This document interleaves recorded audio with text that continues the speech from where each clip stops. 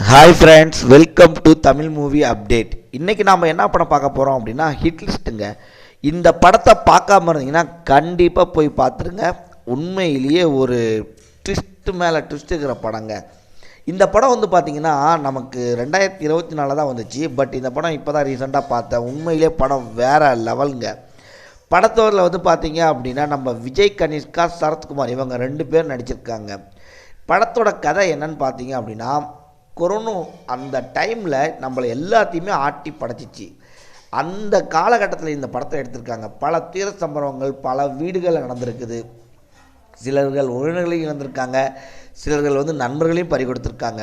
அப்படி கொடுமையான காலகட்டத்தில் கொரோனா நோயாளிகளுக்கு சிகிச்சை அளித்த டாக்டர்களோட மருத்துவ பணிகளை பலரும் அந்த நோய் தாக்கத்தில் மரணம் அடைஞ்சிருக்காங்க. அப்படி மரணம் அடைஞ்ச ஒரு பெண் டாக்டரை மையமாக வச்சு கற்பனை கலந்த த்ரில்லர் படமாக எடுத்திருக்காருங்க நம்ம டேரக்டரு. ஐடி கம்பெனியில் வேலை பார்க்குற நம்ம விஜய் கனிஷ்கா, அப்புறம் அவங்க அம்மா சித்தாரா, தங்கை அபி நட்சத்திரா என சின்ன குடும்பத்தில் இப்போ கதை ஆரம்பிக்குதுங்க. ஒரு நாள் அவங்க அம்மாவையும் தங்கச்சியும் யாரோ கடத்திடுறாங்க. கடத்தியவன் முகமூடி அணிஞ்சு வினய் கனிஷ்காவை தொடர்பு கொண்டு பிரபல ரவுடியை ஒருத்தரை கொலை செய்ய சொல்கிறான்.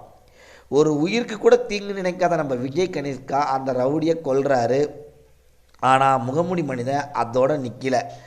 அடுத்தது ஒரு கொலை செய்ய சொல்கிறான். தனது அம்மாவையும் தங்கச்சியையும் காப்பாற்றுறதுக்காக விஜய் 2வது கொலையும் செய்ய தயாராகிறாரு. அப்படி தாங்க படத்தோட கதையே. படம் வந்து பார்த்திங்கன்னா வேறு லெவலில் இருக்குங்க. நம்ம அறிமுக நாயகனாக இயக்குனர் விக்ரமனோட மகன் விஜய் கனிஷ்கா முதல் படத்தில் நடிக்கிற மாதிரியே தெரியலைங்க. அனுபவ நடிகர் போல் பயங்கரமாக நடிச்சிருக்காரு. அவங்க அம்மா தங்கச்சியை காப்பாற்ற அவர் துடிக்கிறதும் சரி, எந்த உயிரையும் கொல்லக்கூடாது அப்படின்னு நினைக்கிறதும் சரி, முகமூடி மனிதன்கிட்ட அவர் பேசுகிறதும் சரி, கொல்ல முடியாதுன்னு சொல்கிறதும் சரி, தயங்குறதும் சரி, பயங்கரமாக நடிச்சிருப்பார். ஒரு ரவுடியை அவரோட இடத்துக்கே போய் தனியாக கொள்றதெல்லாம் தனி ரகங்க. அறிமுகப்படுத்தமான காதல், தனக்கு ஒரு ஜோடி வேணும் அப்படின்லாம் எதிர்பார்க்காம எந்த வித இதுவும் இல்லாமல் ஒரு சூப்பராக நடிச்சிருக்காருங்க. 2வது நம்ம டெப்டி கமிஷனர் வர சரத்குமார், அவரை பற்றி நம்ம சொல்லவே தேவையில்ல. அவருக்கு ஏற்ற கதாபாத்திரம் அவர் அழகாக நடித்து கொடுத்துட்டு போயிருக்காருங்க. உண்மையிலேயே பயங்கரமாக மிரட்டியிருப்பார். விஜய் கனிஷ்கா கூட சேர்ந்துக்கிட்டு அந்த முகமூடி மனிதனுக்கு மிரட்டுறப்ப அவரை காப்பாற்றுறதுக்கு சரத்குமாரும் பயங்கரமாக பண்ணியிருப்பாருங்க. இந்த படத்தில் வில்லனா நம்ம ராமச்சந்திர ராஜ் சில காட்சிகள் வந்தாலும் அவரை நம்ம விஜய் கனிஷ்கா இடைவேளைக்கு முன்னாலேயே போட்டு தள்ளிடுறாரு. 2வது நம்ம டாக்டர் கௌதம் மேனன் கொஞ்சம் வில்லத்தனம் செஞ்சுருக்காருங்க. ஃப்ளாஷ்பேக் காட்சிகள் சென்டிமெண்ட்டு மலையில் பயங்கரமாக இருக்கும்.